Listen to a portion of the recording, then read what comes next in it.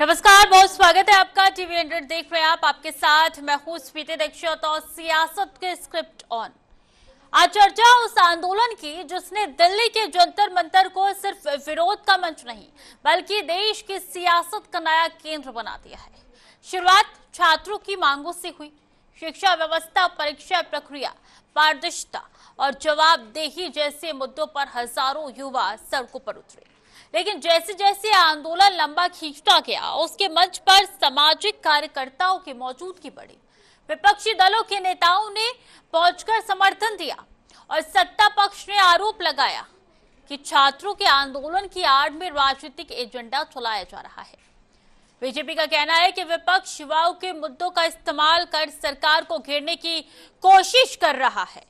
दूसरी ओर कांग्रेस और विपक्षी दलों का दावा है कि जब सरकार छात्रों की आवाज नहीं सुनती, तब लोकतांत्रिक विपक्ष का उनके साथ खड़ा होना स्वाभाविक है। यही से सबसे बड़ा सवाल खड़ा होता है, क्या यह आंदोलन अब भी पूरी तरीके से छात्रों का है या फिर राजनीति और जन आंदोलन का मिश्रण बन चुका है? क्या राजनीतिक दलों की मौजूदगी किसी आंदोलन को मजबूत करती है या उसकी मूल भावना को कमजोर कर देती है? क्या छात्रों की असली मांगे राजनीतिक शोर में दब रही है या राजनीति के बिना उनकी आवाज सत्ता तक पहुंच ही नहीं सकती? आज की बहस सिर्फ जंतर मंतर की नहीं, सवाल लोकतंत्र, जन आंदोलन और राजनीति के रिश्ते का है। क्या छात्र आंदोलन को राजनीतिक समर्थन मिलना चाहिए या उसे पूरी तरीके से गैर राजनीति रहना चाहिए? और सबसे अहम, क्या इस पूरे विवाद में युवाओं के मुद्दों का समाधान कहीं पीछे छूटता जा रहा है? क्या जंतर मंतर का आंदोलन अब छात्रों का आंदोलन कम और राजनीति का आंदोलन ज्यादा बन चुका है?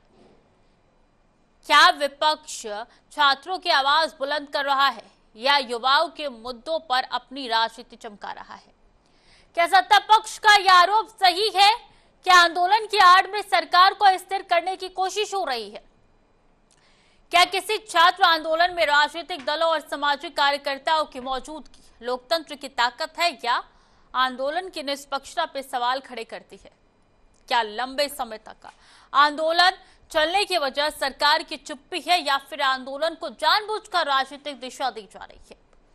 क्या असली मुद्दे शिक्षा, भर्ती और युवाओं का भविष्य या राजनीतिक बयानबाजी के बीच दबते जा रही है? क्या अब समाधान संवाद से निकलेगा या यह आंदोलन आने वाले चुनावों की बड़ी राजनीतिक लड़ाई का हिस्सा बन चुका है?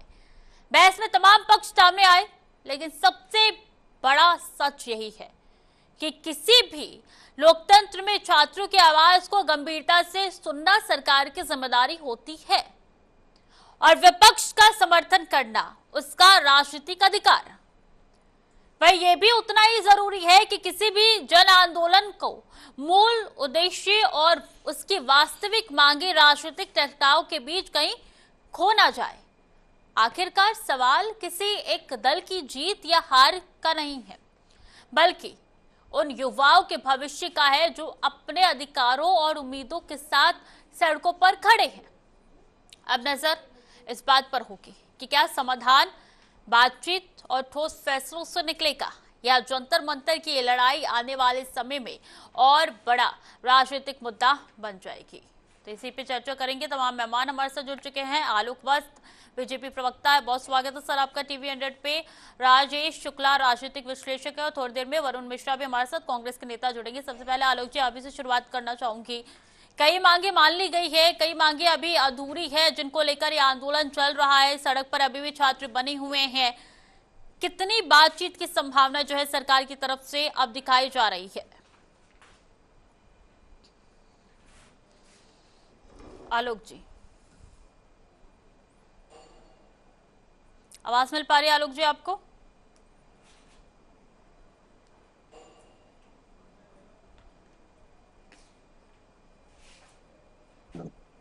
हेलो, आवाज आ रही है आलोक जी?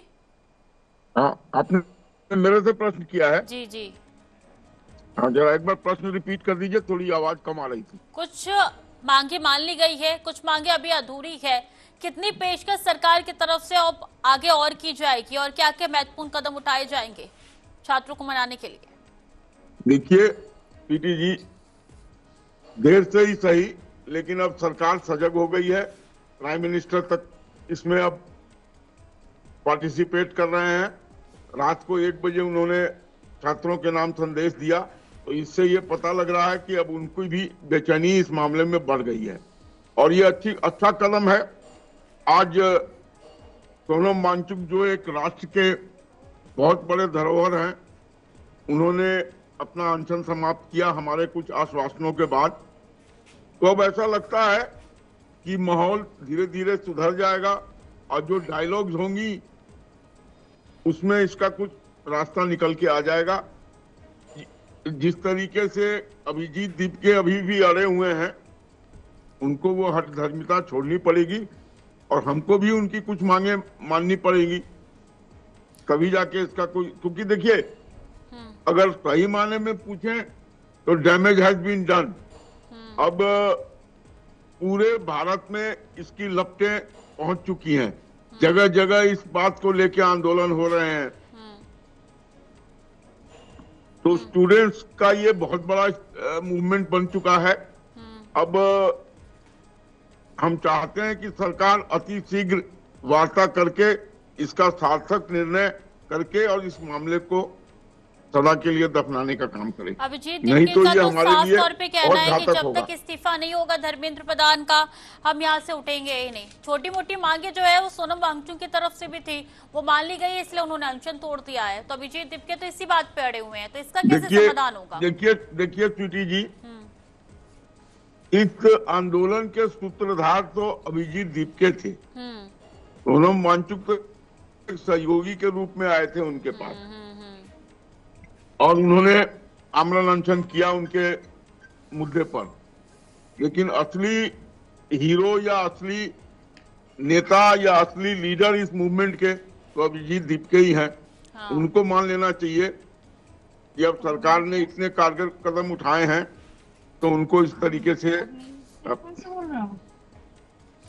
शिक्षा व्यवस्था में सुधार की जरूरत है काफी ज्यादा। राजेश जी, क्या लगता है कि सिर्फ इन मांगों को प्रायोरिटी दी जाएगी या एक बार फिर से आंदोलन खड़ा होकर अब दब जाएगा? राजेश जी। स्वीटी जी नमस्कार, आलोक जी नमस्कार। बहुत महत्वपूर्ण विषय आपने आज रखा है। पूरा देश एक ऐसे मोड़ पर खड़ा है जहां पर विदेशी ताकतें हैं या जो विपक्ष है वो एक ऐसी रणनीति का सहारा बनता चला जा रहा है जिसमें युवा भ्रमित हो रहे हैं। इसमें देश में अराजकता की स्थिति भी उत्पन्न हो सकती है। लोग नेपाल बांग्लादेश बनाने की भी तरफ जा रहे हैं। पर यहाँ तक हम क्यों पहुंचे, इसके लिए सरकार को अपने गिरबान में झांक कर जरूर देखना चाहिए कि जिन युवाओं को कई कई घंटे, कई कई रातें, कई कई महीने, कई कई वर्ष तैयारी में लग जाते हैं, उनके माता पिता की गाड़ी का जो खून पसीने की कमाई है, जिसको लेकर उन्होंने अपने बच्चों को कोचिंग में भेजा है, पढ़ने के लिए भेजा है और बड़े अरमान है। पेपर लीक केवल एक कागज लीक होना नहीं है, ये भावनाओं का, उम्मीदों का, आकांक्षाओं का, आशाओं का ऊपर कुठारा गाते उनकी हत्या है। सरकार इससे देर सवेर जागी है या अभी जागी है मुझे नहीं पता। मैं तो नहीं मान रहा हूं कि इतनी देर आपने क्यों कर दी। क्यों नहीं वांछित कार्रवाई हो पाई जिससे वो माता पिता जिनके बच्चे पीड़ित हैं या इससे दुखी हैं या जो योग्य थे और पेपर लीक में उनको जगह नहीं मिली, दूसरे लोगों को जगह मिल गई, क्यों हो रहा है देश में। इसलिए सरकार को आत्मचिंतन तो करना पड़ेगा। और सरकार इस स्थिति में अगर देश पहुंच गया, वो चाहे दीपके जी आ गए हों, चाहे वांगचुक जी आ गए हों, ये जो भी लोग इस आंदोलन को और हवा दे रहे हैं या दूसरे रास्ते पर मोड़ रहे हैं, तो ऐसी नौबत देश में आई क्यों। मैं ये पूछना चाहता हूं कि पेपर लीक के मामले में जो 2-3 लोगों पर इधर कार्रवाई हो, आपने डायरेक्ट डीजी को हटाया, एनटीआई के को हटाना या इन लोगों पर कार्रवाई से उस बच्चे को राहत नहीं मिली, उसका 1 वर्ष बर्बाद हो गया। माता पिता को राहत नहीं मिली जिसके बच्चे को आपने यहाँ पर लाकर छोड़ दिया कि वो आंसुओं से रो रहा है कि हम तो योग्य थे और आपके भ्रष्टाचार के सिस्टम ने हमारी सारी आत्मा को, सारे अरमानों को, हमारे भविष्य को ही खत्म कर दिया। तो सरकार कहीं ना कहीं यहाँ पर कमजोर हुई। लेकिन मेरी चिंता ये है कि आज जो परिस्थितियां बन रही है, चाहे वो जंतर मंतर पे हो, चाहे देश में हो, ये बहुत अच्छी नहीं है। तो ये छात्रों का आंदोलन एक दूसरी तरफ मोड़ा जा रहा है। लोग कह रहे हैं कि हम इसे बांग्लादेश बना देंगे, लोग कह रहे हैं कि हम इसे श्रीलंका बना देंगे या नेपाल बना देंगे। बिल्कुल, और इससे प्रभावित हर कोई हो रहा है, चाहे राजधानी वासी हो, चाहे स्टूडेंट हो, सरकार हो, विपक्ष हो, हर कोई प्रभावित हो रहा है। ऐसे में वरुण मिश्रा जी भी हमारे साथ जुड़ चुके। बहुत स्वागत है सर आपका टीवी 100 पे। कहा यह जा रहा है कि छात्रों का आंदोलन है जिसको राजनीतिकरण किया जा रहा है, राजनीतिक रूप दिया जा रहा है और विपक्ष जानबूझ के इस मुद्दे पर कूदा है। बहुत धन्यवाद आपको मुझे इस डिबेट में शामिल करने के लिए। अभी शुक्ला जी ने एक बात कही, बहुत अच्छी बात कही उन्होंने, कि ठीक है अराजकता है, लेकिन इस अराजकता तक यहाँ तक पहुंचाया किसने, इसका जिम्मेदार कौन। और विपक्ष के साथ एक बड़ी भूमिका यह है कि विपक्ष को छात्रों के आंदोलन के साथ खड़ा होना चाहिए। एक सकारात्मक विपक्ष का ये काम होता है कि जब भी कहीं गलत हो रहा हो, सरकार गलत कर रही हो, उसके साथ जो खड़े हो उस पर विपक्ष को खड़ा होना चाहिए। और मुझे गर्व है कि राहुल गांधी जी इस मुद्दे पर सरकार से दो हाथ करने को तैयार है, कर रहे हैं, कांग्रेस पार्टी कर रही है। और जहां तक इस देश को बांग्लादेश और नेपाल बनाने की बात कुछ लोगों ने करी, जो अभी शुक्ला जी कह रहे थे, मुझे तो नहीं पता कि ये बात किसने कही, लेकिन सच्चाई ये है कि ये एक दिन का आक्रोश नहीं है, ये एक दिन में उपजा हुआ असंतोष नहीं है। 109 से ज्यादा पेपर लीक हुए, 109। आप समझती है संख्या कितनी होती है? 109 की संख्या आप समझ रहे क्या होती है? मेरी आवाज मिल रही है आपको? जी बिल्कुल। 109 पेपर लीक हुई, एक दिन का आक्रोश नहीं, एक दिन का असंतोष नहीं है। ये लगातार ऐसा होता रहा और सरकार आंख बंद करके बैठी रही। जब सरकार को पहली दूसरी बार में एक्शन लेना चाहिए था, उस समय सरकार अपनी पीठ थपथपाने में व्यस्त थी। उसी का परिणाम है। धर्मेंद्र प्रधान का इस्तीफा क्यों नहीं होना चाहिए? क्या जबरदस्ती है? ट्रेन पलटने पर, कपड़े बदलने पर होम मिनिस्टर इस्तीफा दे सकता है। 109 पेपर लीक होंगे और धर्मेंद्र प्रधान इस्तीफा नहीं देंगे? क्यों नहीं देंगे भाई? क्या जबरदस्ती है? अगर आपसे नहीं हो पा रहा है तो आपको उतर जाना चाहिए। राहत इंदौरी जी का एक शेर है कि कुर्सी है तुम्हारा जनाजा तो नहीं, कुछ कर नहीं सकते तो उतर क्यों नहीं जाते। और निश्चित रूप से धर्मेंद्र प्रधान का इस्तीफा होना चाहिए। बिना धर्मेंद्र प्रधान के इस्तीफे के न तो पारदर्शिता तय होगी, न सरकार की जिम्मेदारी तय होगी। ये कहकर भागना कि ये यूपीए नहीं है, यहाँ इस्तीफे नहीं होते, ये सरकार की हठधर्मिता है। और जो बच्चे बैठे हैं वो सरकार की हठधर्मिता के खिलाफ बैठे हैं, वो किसी सरकार के खिलाफ नहीं बैठे, सरकार की जिद के खिलाफ बैठे हैं, एक आदमी की तानाशाही के खिलाफ बैठे हैं। क्या मांग रहे हैं बच्चे? एनटीए को भंग कर दिया जाए। किसकी है एनटीए? सरकार ने ही तो बनाई है, नेशनल टेस्ट एजेंसी नाम दिया उसको, और एक नेशनल टेस्ट जो पूरी पारदर्शिता के साथ एनटीए नहीं करा पाई। धर्मेंद्र प्रधान के इस्तीफे से तो काम नहीं चलेगा, सिस्टम में सुधार होना भी जरूरी है। मान लीजिए धर्मेंद्र प्रधान अपनी कुर्सी से हट गए, एक मिनट में आऊंगी आपके पास, पहले मुझे कंप्लीट करने दीजिए। धर्मेंद्र प्रधान अपनी कुर्सी से हट गए, लेकिन अगर उसकी जगह कोई और है, सेम धांधली हो गई तो इस्तीफे पे इस्तीफे जरूरी नहीं है, सिस्टम में सुधार भी जरूरी है ना बहुत। क्यों नहीं? देखिए, सिस्टम में सुधार आपने जैसा कहा वो तभी हो सकता है जब अकाउंटेबिलिटी तय हो, जिम्मेवारी तय हो। धर्मेंद्र प्रधान जिम्मेवारी लेना कि इन सब के ये सारा फेल्योर मेरा है, इस्तीफा दे। उसके बाद जो आएगा कम से कम उस पर ये दबाव तो रहेगा ना कि अगर मैंने गलत किया तो मुझे इस्तीफा देना पड़ेगा, घर बैठना पड़ेगा, जाना पड़ेगा, बदनामी अलग से होगी। तो सरकार को जिद क्यों पड़ी है? किस बात के लिए जिद पड़ी है सरकार को? धर्मेंद्र प्रधान का इस्तीफा, मैं तो कहता हूँ धर्मेंद्र प्रधान को इमीडिएट बर्खास्त करना चाहिए।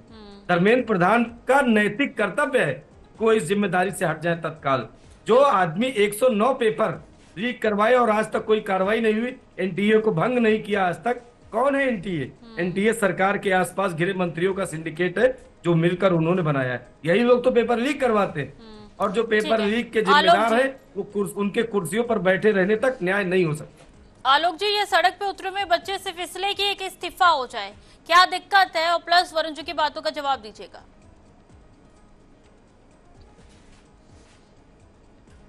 स्वीटी जी, इन्होंने अभी मेरे पूर्व में जो कांग्रेस के प्रवक्ता बोल रहे थे, वो शायद तथ्यों की जानकारी नहीं है उनको। इस देश में सिर्फ 45 बार पेपर लीक हुआ है अभी तक, जिसमें 23 बार एनडीए के शासन में हुआ है और 22 बार कांग्रेस के शासन में हुआ है। तो ऐसा नहीं है कि इनके समय में पूरी पारदर्शिता थी और पूरा कंट्रोल था और कहीं पर छात्रों के साथ कुछ गलत नहीं हो रहा था। तो इस बात को भी मानने में मुझे कोई गुरेज नहीं है कि देश में एजुकेशन सिस्टम में दशकों से माफिया घुसे हुए हैं, जिनकी जड़ें बहुत गहरी हो चुकी हैं। और यही कारण है कि बार बार कभी नीट का, कभी दरोगा का, कभी रेलवे का, ये परीक्षाएं जो होती हैं इसके पेपर लीक हो जाते हैं और बच्चे का भविष्य अधर में लटक जाता है। सब पता होने के बाद भी एक्शन नहीं लिया जा रहा है, ये बहुत स्लो है सिस्टम। ऐसा नहीं है कि हमने एक्शन नहीं लिया है, हमने बहुत लोगों को पकड़ा भी है और हमने सीनियर लेवल के जो इसके अधिकारी थे उनको भी फेरबदल किया है। प्रधानमंत्री ने स्वयं रात को 1 बजे देश के नाम संबोधन में छात्रों को फ्रेंड्स कह के संबोधित करते हुए, अरे तो वो फ्रेंड्स करके संबोधित 30 दिन बाद जरूरत क्यों पड़ी? पहले दूसरे दिन या 5वें दिन कर देते तो ये नौबत नहीं आती ना सर। ये गलती हुई है एनडीए से कि इन्होंने इसकी व्यापकता को नहीं समझा या इनको कमतर आंका, जिस कारण ये आज पूरे भारत में इस आंदोलन की लपटें फैल चुकी हैं और जिसका खामियाजा हमें भुगतना पड़ रहा है। ये मैं मानता हूं कि अगर इनके साथ शुरू में ही वार्ता हो जाती तो शायद इतनी बुरी स्थिति नहीं पैदा होती। तो मान ये भी लीजिए, अगर छात्र अगर सड़क पे नहीं आते तो शायद फास्ट ट्रैक नहीं बनता है, शायद दूसरे एक्शन नहीं होते। क्यों आलोक जी, वही सुस्ती की तरह चलता रहता सिस्टम। स्वाभाविक है, जब आप ये बात कह रही हैं तो इसको मानने में कोई गुरेज नहीं है कि अगर ये आंदोलन नहीं होता तो शायद फास्ट ट्रैक, लेकिन हम इतना जरूर करते कि हम इस पर कड़ी निगरानी रखते। जैसा कि नीट की दोबारा परीक्षा हमने कराई तो उसमें कहीं कोई भूल चूक नहीं होने दिया। ऐसा नहीं है कि हम सजग नहीं थे इसके प्रति या इसके प्रति हम अपना दृष्टिकोण खड़ा नहीं किए हुए थे। अगर ऐसा होता, उसी 22 लाख छात्रों का दोबारा एग्जाम करा के और अभी कुछ दिन पहले उनका रिजल्ट भी घोषित कर दिया। ठीक है राजेश तो जी, वी आर एट इट, हम उसके ऊपर लगे हुए हैं। लेकिन जिस तरीके से असंतोष अक्रॉस इंडिया छात्रों में फैल गया है, उसको भी कंट्रोल करना हमारी एक बहुत बड़ी जिम्मेदारी है। अब और जरूरी ज्यादा बड़ी जिम्मेदारी है क्योंकि इसने अब बड़ा व्यापक रूप ले लिया है। ठीक है राजेश जी, क्या लगता है जितने आसानी से आलोक जी कह रहे हैं कि हमें पता है बहुत बड़े माफिया इस पे काम कर रहे हैं, तो इसकी जड़ें जहां से है उस जड़ को खत्म करना बहुत जरूरी नहीं हो जाता? क्या मानते हैं कि सरकार बहुत स्लो है, सिस्टम बहुत स्लो है जिसके कारण ये हो रहा है? इसके लिए कौन कौन सी चीजें उपलब्धि में लानी चाहिए और क्या कुछ करना चाहिए? राजेश जी, कहाँ जो है एक छोटी सी चूक हो रही है जिसको ध्यान में रखना चाहिए? स्वीटी जी, चूक तो बहुत दिनों से हो रही है। मेरे प्रिय भाई, मुझे लगता है आयु में वरुण छोटे ही होंगे मुझसे, उन्होंने एक लंबी फहरिस्त दी कि पेपर बहुत बार लीक हुआ। तो सबकी ही सरकार में हुआ, यूपीए सरकार में भी पेपर बहुत बार लीक हुआ, 2004, 6, 10, 11, 12, कई बार आप उसे पढ़ेंगे, गूगल सर्च कर लेंगे तो मिल जाएगा। विषय मेरा ये नहीं है कि भाजपा के कार्यकाल में हुआ तो ज्यादा खराब है, कांग्रेस के कार्यकाल में वो ज्यादा खराब है। मेरी पीड़ा ये है कि देश में पेपर लीक क्यों होते हैं, बच्चों के भविष्य के साथ क्यों खेला जाता है। उन माता पिता का जिनके लिए लाख 2 लाख रुपए बहुत बड़ी चीज है कोचिंग के लिए देना, उनके अरमानों की हत्या क्यों की जाती, मेरी पीड़ा ये है।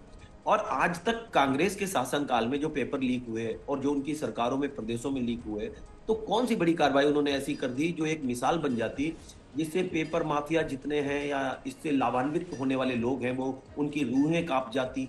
या इससे पहले संसद में आप विभिन्न मुद्दों पर लड़ते रहे दोनों पक्ष, तो क्यों नहीं बैठकर एक रणनीति तय करी? और आपने कहा कि नहीं, देश में पेपर लीक नहीं होगा, पक्ष और विपक्ष दोनों एक मत में है और आप जो कार्रवाई करेंगे विपक्ष भी उस साथ में। तो मेरा मानना यह है कि इस पेपर लीक की समस्या को राष्ट्रीय मुद्दा बना रहे, आप सरकार को उखाड़ने का मुद्दा बना रहे, इसमें मुझे थोड़ी सी पीड़ा है। अभी भी जो भीड़ है जंतर मंतर पर, उसमें छात्र हैं, मैं उनको हाथ जोड़कर उनका अभिवादन करता हूँ, जो बेटियां हैं मैं उनके चरण स्पर्श करके अभिवादन करता हूँ। पर जो कुछ वक्तव्य सामने आ रहे हैं कि मोदी जी को अपशब्द कहने के हुए वीडियो वायरल हो रहे हैं, कोई देश के विरुद्ध नारेबाजी कर रहा है, कोई ब्राह्मण बात पर नारेबाजी कर रहा है कि ब्राह्मण से छुटकारा दिलाइए, कोई आरएसएस से छुटकारा दिलाइए, कोई एक दो तो मैंने वीडियो ये भी देखे हैं कि 370 क्यों आपने वहां से हटाया। तो ये सब बहुत पीड़ादायक है, ये सब नहीं होना चाहिए, ये दूसरी तरफ चला जा रहा है। इस आंदोलन को सही रूप देने के लिए प्रधानमंत्री को मेरा निवेदन है कि वो आगे आए, इसकी गंभीरता को सोचे। जंतर मंतर में एक चिंगारी है इस समय, ये बारूद भी बन सकती है। अगर देश में अराजकता फैल जाए इन्हीं मुद्दों पर, हो सकता है कि ये देश के भीतर की ताकतें कम, देश के बाहर की जो विदेशी ताकतें हैं वो हमारे देश को जलाना चाहती हैं और शांति खत्म करना चाहती हैं। तो क्यों नहीं सरकार उस पर चिंतन कर रही है? पेपर लीक का मुद्दा कांग्रेस ने उठाया, समाजवादी पार्टी ने उठाया, किसी ने उठाया तो पाप नहीं किया। उनकी जिम्मेदारी है, हर नागरिक की जिम्मेदारी है। मेरा भी मन है और मैं भी 2-4 दिनों में वहां जाने का मेरा मन है, मैं जाऊंगा जंतर मंतर पर और उन छात्र छात्राओं से भी मिलूंगा। लेकिन जो वहां पर अराजक तत्व पहुंच गए हैं, वरुण भाई, अगर कांग्रेस में आपके लोग हो जिनसे आपकी बात होती हो, तो मेरा आपसे निवेदन है कि वहां पर इसको रुकवाइए। देश के विरुद्ध कुछ नहीं होना चाहिए, सिस्टम के वरुण विरुद्ध जी, होना चाहिए। आरोप ये भी लग रहे हैं कि विपक्ष आपदा में अवसर तलाश रहा है। जो बच्चों का ये प्रदर्शन है उसमें विपक्ष बहती गंगा में हाथ धो रहा है, क्योंकि विपक्ष तो पहले तो सो रहा था। जब से ये प्रदर्शन शुरू हुआ उसके बाद विपक्ष एक्टिव हुआ, उसके बाद सड़कों पर उतरा, संसद में हंगामा किया, काले कपड़े पहन के प्रदर्शन किए। हाँ, निश्चित रूप से वरुण जी से मेरा सवाल है, राजेश जी 1 मिनट। वरुण जी देखिए, अभी आपने शुक्ला जी ने भी मुझसे कुछ कहा, मैं भी ये कह रहा हूँ, आपने भी कहा विपक्ष जो है इसमें कुछ नहीं कर रहा है। अभी बीजेपी के प्रवक्ता साहब ये कह रहे थे कि 22 पेपर कांग्रेस के शासनकाल में और 23 बीजेपी के शासनकाल में। मैंने भी गूगल पे सर्च किया, ये मेरा फोन देखिए, गूगल पे सर्च किया है और उसमें डाला है कि 2014 से अब तक कितने पेपर लीक हुए। उस पर लीक क्या आया है कि देश के परीक्षा तंत्र पर माफिया का कब्जा, 152 पेपर लीक 2014 से अभी तक, छोटी बड़ी परीक्षाओं को मिला के। यानी कि पुलिस भर्ती से लेकर कलेक्ट्रेट में बाबुओं की भर्ती से लेकर और नीट के पेपर तक 152 पेपर लीक हो चुके। तो समस्या इस बात की नहीं है कि किसके शासनकाल में कितने पेपर लीक हुए, समस्या इस बात की है इसकी अधिकता कैसे हो गई है, इतना ज्यादा कैसे हो गया। पेपर लीक होते थे, मैं भी कहता हूँ कांग्रेस की सरकारों में भी हुए, पंजाब में और भी हुआ भाजपा है की सरकारों में, लेकिन ये परसेंटेज इतना अचानक उछाल कैसे आया? इसमें उछाल इसलिए आया कि सरकारों का संरक्षण मिला। बीजेपी के 2-2, 3-3 विधायक हैं जिन पर पेपर लीक के आरोप है और वो विधायक बने हुए हैं। भारतीय जनता पार्टी के टिकट पर कहिएगा तो मैं नाम भी बता दूंगा। ऐसे ऐसे लोगों को भारतीय जनता पार्टी टिकट देती है, क्यों नहीं होंगे देश में पेपर लीक? और दूसरी बात, अभी शुक्ला जी कह रहे थे कि मेरी बात हो तो मैं कहूं, सत्यता ये है उस आंदोलन को हमने 2014 का से पहले का अन्ना का भी आंदोलन देखा था। जो भारतीय जनता पार्टी की आईटी सेल है उसका काम ही इस तरह के वीडियो बनाने। जंतर मंतर पर ऐसा कुछ नहीं है कि भारत तेरे टुकड़े होंगे, ऐसा कोई नारा लगाए। कश्मीर से 370 क्यों हटा दिया, ऐसा कोई नारा लगाए। आरएसएस से आजादी चाहिए, ब्राह्मण से आजादी चाहिए, ये कोई, इसे सिर्फ भारतीय जनता पार्टी की आईटी सेल है जो इस आंदोलन का रुख मोड़ना चाहती है। वो चाहते हैं कि इस आंदोलन का रुख किसी भी तरह से मुड़ जाए, और चूंकि भारतीय जनता पार्टी डाइवर्जन में बहुत माहिर है, आज तक सभी मुद्दों से उसने डाइवर्जन किया है। जब देश में, याद करिए पुलवामा याद होगा आपको, ऐसी कम से कम दर्जनों घटनाएं हैं चंदा चोरी से ध्यान हटाने के लिए। मैं समझता हूं कभी जल्दी ही इसका पाकिस्तान कनेक्शन शामिल आ जाएगा सामने, बहुत ही जल्दी बांग्लादेश से इसको जोड़ दिया जाएगा, बहुत ही जल्दी आतंकी घुस जाएंगे इस आंदोलन में। और मैं प्रथम दिन से कह रहा हूं कि आरएसएस और भारतीय जनता पार्टी इस आंदोलन को मोड़ना चाहती है, इसका रुख मोड़ना चाहती है, इसका रुख मोड़कर कहीं और ले जाना चाहती है। किसान आंदोलन आपको याद होगा, 1000 किसान मरे, तब भारतीय जनता पार्टी के कान पर जूं रहेगी कि ये कानून गलत है और इसको वापस लिया भारतीय जनता पार्टी। उसके पहले किसानों को खालिस्तानी, आतंकवादी, बांग्लादेश समर्थित, पाकिस्तान समर्थित, क्या क्या नहीं कहा गया, लेकिन किसान अपनी मांगों पर अड़े रहे। अंततः भारतीय जनता पार्टी ने जब देखा कि अब इनसे हमारा पार नहीं होगा, तब भारतीय जनता पार्टी ने, नरेंद्र मोदी जी ने वो कानून वापस लिया।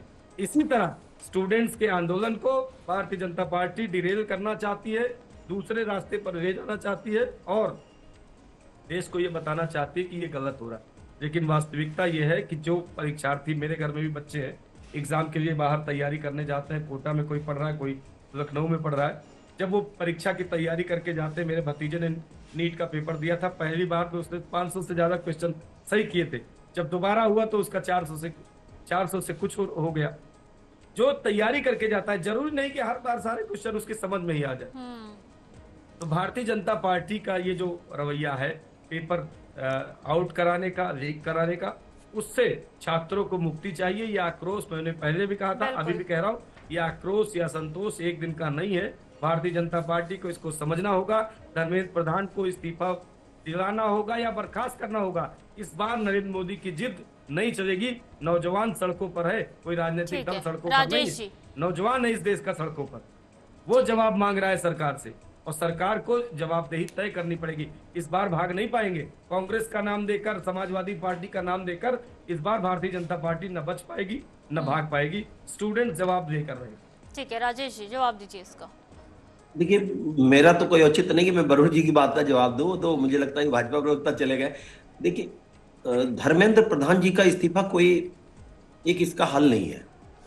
केवल धर्मेंद्र प्रधान के इस्तीफे से उन जख्मों पे मलहम नहीं लगने वाला जिनका क्यों वर्ष बर्बाद धर्मेंद्र हो प्रधान गया। का इस्तीफा नहीं हो सकता? जब रेल सुविधा सही से नहीं चली तो लाल बहादुर शास्त्री ने इस्तीफा दिया था तत्काल प्रभाव से। देखिए, वो नैतिकता थी। नैतिकता के आधार पर अगर आप स्वयं इस्तीफा दे दें तो आपका कद बहुत तो बड़ा है। बीजेपी में लेकिन नैतिकता नहीं है, फिर माना नैतिकता जाए? है ही नहीं है तो देंगे कहां से? निश्चित है। ये जिस दिन ये परीक्षा हुई और लोगों के चेहरे पर आंसू आए, बच्चों रोए, बच्चों ने सुसाइड कर लिया, उसी दिन अगर मैं होता उस जगह पर, धर्मेंद्र प्रधान की जगह कोई भी जिम्मेदार आदमी अन्य ये सोचता कि मेरी वजह से लोगों को लग रहा है कि ऐसा हुआ, तो उसे पहले दिन इस्तीफा देना चाहिए था। उन्होंने इस्तीफा नहीं दिया, ये उनका अपना नैतिक निर्णय। पर मैं जहां तक समझ रहा हूं कि भारतीय जनता पार्टी को अगर इस्तीफा दिलाना होता तब तक इस्तीफा दिला देती। वो इस्तीफा दिलाए या ना दिलाए, कांग्रेस उसको माने। पर मेरा मानना यह है वरुण जी, आपसे भी और आलोक जी से भी, कि कुछ ऐसा करिए कि देश में जो ये पेपर लीक के मामले हैं, ये जो बढ़ रहे हैं, इस पर विराम लगे। विपक्ष अगर मजबूती से खड़ा हो जाएगा तब भी कहीं ना कहीं कुछ अच्छी बातें हो जाएंगी। मैं तो मुझे भी उम्मीद है आप जैसे न्यूट्रल लोगों से, कांग्रेस को भी और देश के लोगों को भी न्यूट्रल लोगों से बहुत ज्यादा उम्मीदें हैं। हम तो मांग करेंगे तो राजनीतिक हो जाएगी, लेकिन आप जो कहेंगे उसका असर रहेगा, क्योंकि आप किसी राजनीतिक दल से नहीं है। तो मैं तो आपसे एक अपील करूंगा टीवी 100 के माध्यम से कि आपको ये अपील करनी चाहिए। इस्तीफा निश्चित रूप से हल नहीं है, लेकिन इस्तीफा जरूरी है अकाउंटेबिलिटी तय करने के लिए, जिम्मेदारी तय करने के लिए, और आने वाले लोग इससे सबक लेंगे। इसलिए मैं चाहता हूं कि आप भी ये अपील करें लोगों से। बिल्कुल, लेकिन होना सबसे चाहिए। जरूरी है कि सिस्टम में सुधार हो। सिस्टम को सुधारने के लिए मुझे लग रहा है कि मैं 2-3 दिन में जंतर मंतर पहुंच रहा हूं, और मैं वहां अपने आपके भी चैनल से बात करूंगा, और ये भी बात करूंगा कि जितने भी लोग हैं देश में, कुछ ऐसे लोग जो किसी भी पार्टी का झंडा नहीं पकड़े, उनकी संख्या बहुत बड़ी है। आप किसी पार्टी के पदाधिकारी हैं तो हो सकता है आप नैतिक दायित्व है कि आप कुछ ना बोल पाए, लेकिन उससे बहुत बड़ा प्रतिशत उन लोगों का है जो देश का हित चाहते हैं। हम किसी दल का हित नहीं चाहते, और जब हम देश का हित चाहेंगे तो कांग्रेस भी मेरे साथ खड़ी होगी, भाजपा भी खड़ी होगी। तो मेरा मन है कि इस विपदा से, इस समस्या से, बिल्कुल, और और देश जल्द को से इस जल्द जंग समाधान से निकले, ये बहुत जरूरी है, क्योंकि जिस तरीके से तस्वीरें निकल के सामने आ रही है, उससे दिल कहीं ना कहीं दहल जा रहा है। बहुत बहुत शुक्रिया राजेश जी हमारे साथ जुड़ने के लिए, अपना वक्त साझा करने के लिए। वरुण जी बहुत बहुत धन्यवाद, हमारे साथ जुड़े थे, अपना वक्त साझा किया। आलोक जी भी हमारे साथ जुड़े थे, उन्होंने भी अपनी राय रखी थी। और ऐसे में जो चीजें हैं वो काफी ज्यादा संवेदनशील होती हुई नजर आ रही है, लेकिन कुछ मांगे मान ली गई है, कुछ मांगे अभी अधूरी है, जिसको लेकर सीजेपी के लोग अब लगातार प्रदर्शन कर रहे हैं। लगातार उसमें जेएनजी भी पूरी तरीके से भागीदारी निभा रही है। अब देखना है कि आंदोलन कब तक जाएगा, क्या ये मांगे भी मान ली जाएगी, आने वाले दिनों में साफ तौर पर पता चल जाएगा। फिलहाल के लिए चर्चा में इतना ही। खबरें लगातार जारी है, देखते रहिए टीवी 100।